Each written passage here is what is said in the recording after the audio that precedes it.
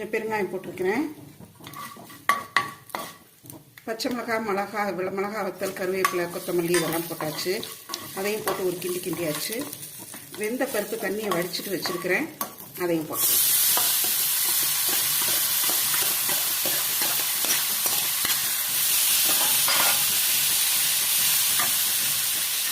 உப்பு கொஞ்சமாக எடுத்து வச்சுருக்கிறேன். இதுக்கு தகுந்த அளவுக்கு உப்பு இதையும் போட்டாச்சு.